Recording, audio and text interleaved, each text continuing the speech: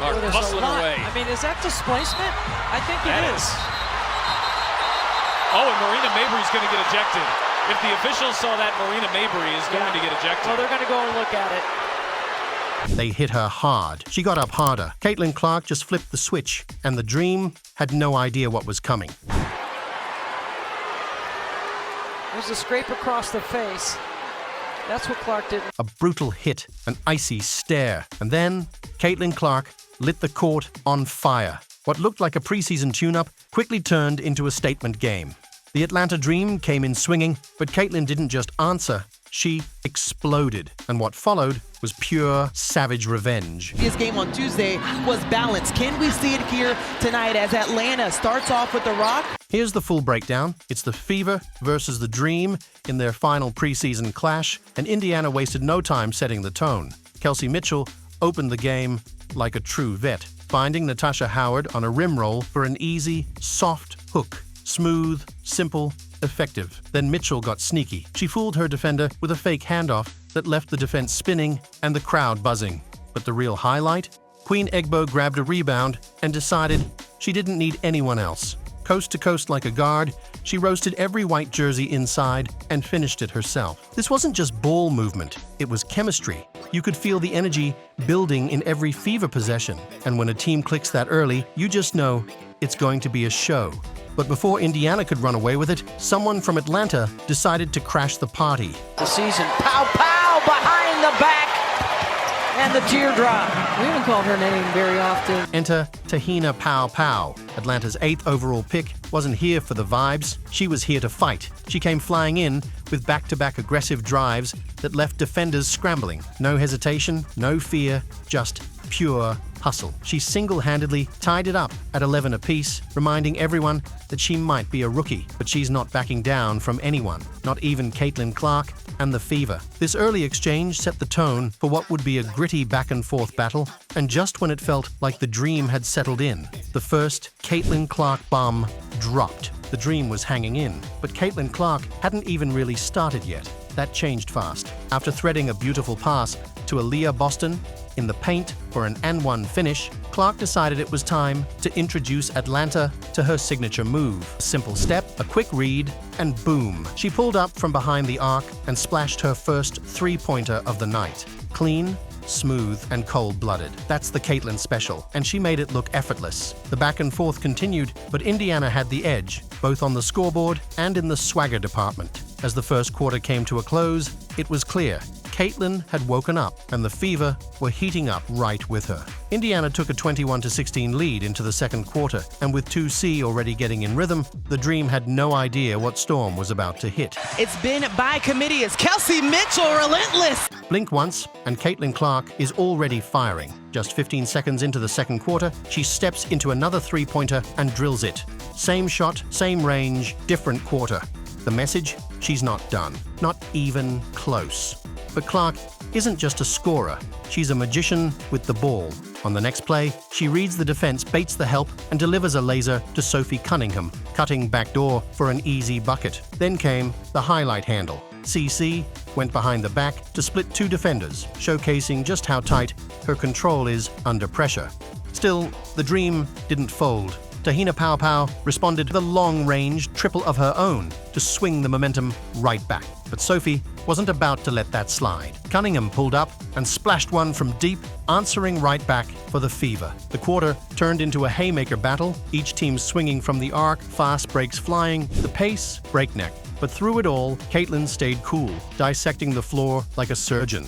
Every possession had a purpose, and the vibe? This game wasn't just a preseason warm-up anymore, it was a full-on war. Just when the Fever were getting their groove on, the officials stepped in.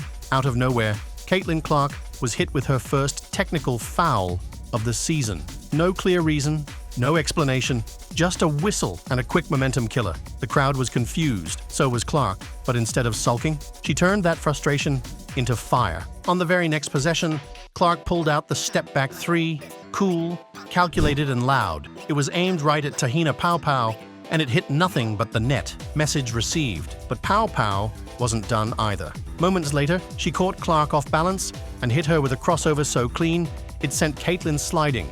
The arena erupted, the respect between them, unspoken but real. They weren't just going at each other, they were pushing each other to get better. It wasn't just trash talk or ego, it was competitive fire at its best. Just seconds into the third quarter, the entire arena held its breath. Sophie Cunningham, who'd been sharp all game, stepped awkwardly on a Dream player's foot while chasing a rebound. Her ankle twisted badly, and she went down hard. At first glance, it looked rough, like season-altering rough. But the Fever's bench stayed calm, and Coach Christie Sides later confirmed it wasn't serious. Sophie's expected to be ready by opening night. The moment could have derailed Indiana's energy, but instead of unraveling, they locked in even more. And that's when Caitlin Clark decided to crank the dial up. With Cunningham out, pressure mounted, but Caitlin Clark wasn't fazed. She drove straight into the lane, absorbed heavy contact from Alicia Gray, and still floated it in off the glass. It was a physical play, but Clark didn't flinch. She popped up and jogged back like nothing happened. Then came another masterclass moment. Clark weaved through traffic and fired a tight bounce pass through a narrow window to Aaliyah Boston, who finished effortlessly. It was surgical, but it wasn't just Clark.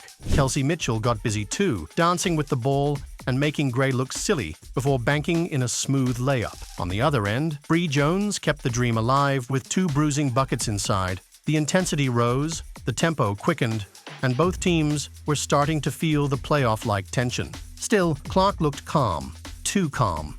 And that calm, it was the kind you see before a storm. With 3 minutes left in the third, the game boiled over. Caitlin Clark made a strong drive to the rim, and that's when it happened. Ryan Howard came down with a brutal hack, smacking Clark straight in the face. Caitlin hit the hardwood hard, clearly stunned. And as if the foul wasn't enough, Howard stood over her and stared down coldly like she was making a statement. The refs?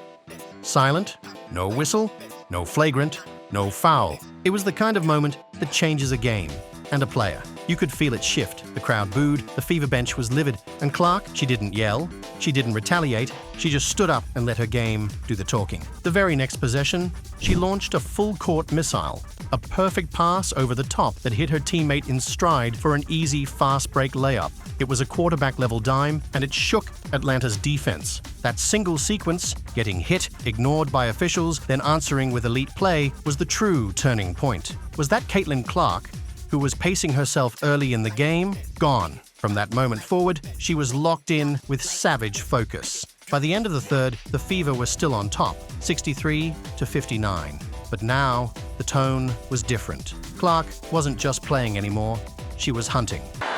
Atlanta does not have any more fouls to give, so the next foul will be Kelsey Mitchell, an excellent free throw shooter for Indiana. Faced a double-digit fourth quarter deficit, came all the way back to take a late lead. With the starters getting some well-earned rest, Coach Christie Sides rolled the dice in the fourth, and Lexie Hull delivered a fourth quarter performance no one saw coming. She started by drawing double teams, then dished it to open teammates like a seasoned point guard. But it wasn't just her passing. Hull got aggressive. She knocked down a smooth mid-range jumper, then followed it up by slashing through the lane and finishing strong with an and one. No hesitation, no fear. On the next set, she ran off a pin-down screen, squared up, and drained another clean jumper. And when the Dream tried to close the gap, Lexie stepped to the foul line with confidence and nailed the jumper that sealed the win. In just one quarter, Lexie Hull scored 11 of her 14 points, added 5 rebounds and 4 assists, and completely took over the game. The Dream didn't see it coming, and that's what made it so deadly. Let's run it back with the numbers. Final score, Fever 81, Dream 76. Caitlin Clark, 13 points, 7 assists, 6 rebounds, 3 threes. Lexie Hull, 14 points, 11 in fourth, 5 rebounds, 4 assists. Tahina, pow. Proved she's a legit rookie threat with big-time shots. Bree Jones and Ryan Howard fought hard in the paint and kept the Dream within striking distance. Stats aside, this game was about grit, heart, and a whole lot of revenge.